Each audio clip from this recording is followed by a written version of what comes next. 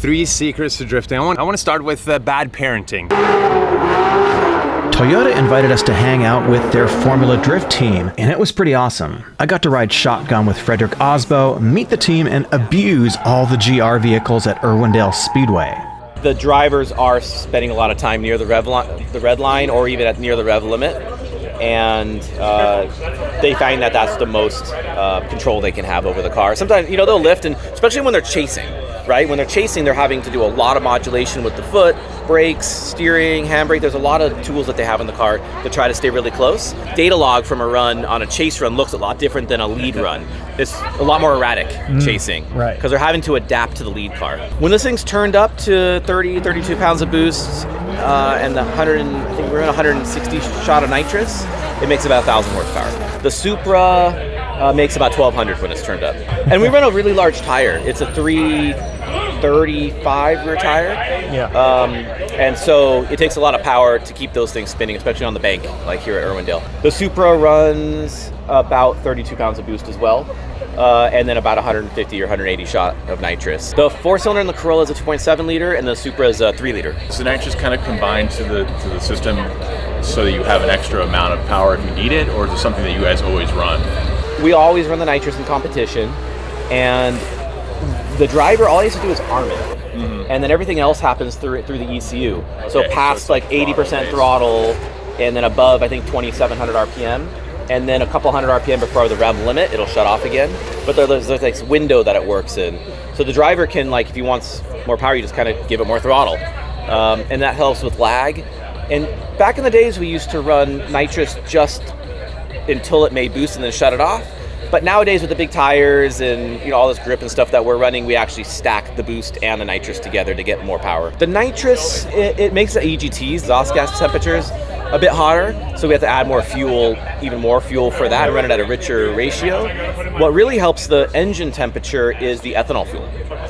There's more volume of ethanol fuel needed to make the same power of gasoline, so there's some cooling properties there. So hot pressures in the front will typically be around 25 psi or so, relatively soft for a car this weight. These cars have a minimum weight. They're about 3,200 pounds due to the tire size and the rules.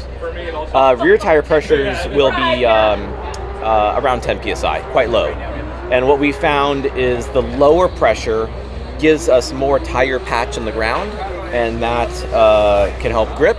But that's a big tuning change. So we can be sometimes even below 10 to even up to 20 or even more.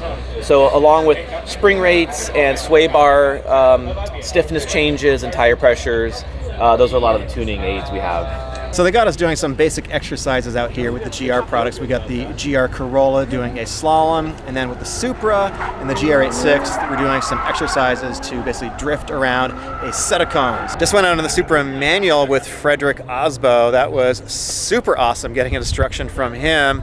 And let's see what he has to say about the 3 secrets to drifting. Oh boy, 3 secrets to drifting. I want to start with bad parenting. But first, you need to have an interest is in the direction of trying to do stuff you're not really supposed to do with the car. We're doing everything they're teaching you in driving school not to do. We're kicking the clutch, and we're turning the tires into smoke and hitting the rev limiter. So first, you need to be a little bit crazy and rowdy. Number 2 is you need to be able to control that car that's out of control. So we use a multitude of tools in the cars. We use obviously the steering wheel, but we use it less than you might think.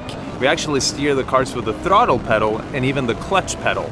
So more throttle means more angle, less throttle means less angle. And number 3 is if you want to get really good at drifting, you gotta be analytical. You need to have a plan to what you're doing. You need to look far ahead driving wise, but you also need to learn from your mistakes, learn from the competition, and then at that point, you're ready to go out there and dominate the drifting world. Let's hope you get another win this season. Thank you, I appreciate it. Thanks for coming out. Thank you. Now they have us doing a competition to see how many donuts we can do continuously around cones, keeping the line tight, not spinning out. I think I got 3 or 4 that I thought were pretty tight to the line. we'll see how everybody does. So I came to this with one helmet, and I'm actually leaving with two because I came in second in their little drift competition, which means I got a helmet signed by all the drivers, Ryan Turek, Freddy Aasbo, Jonathan Castro, and that is just so cool. It's gonna be so rad. Gonna go out and do a lap with Freddy Aasbo.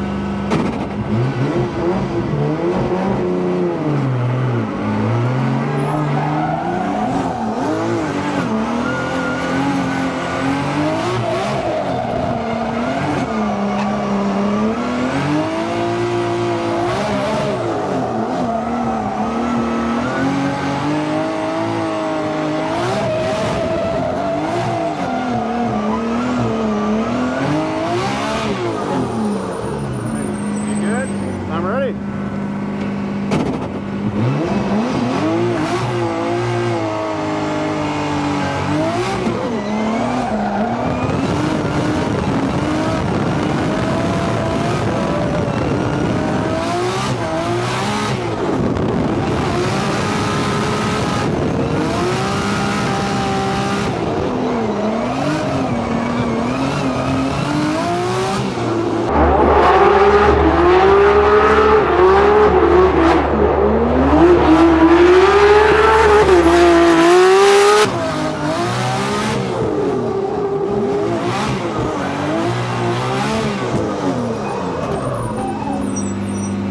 Awesome, thank you. That was awesome. That was like a dream come true, drifting with Freddy Aasbo over here at Irwindale. Super awesome. And there's another video right over here. Go ahead and click it. Thanks for watching.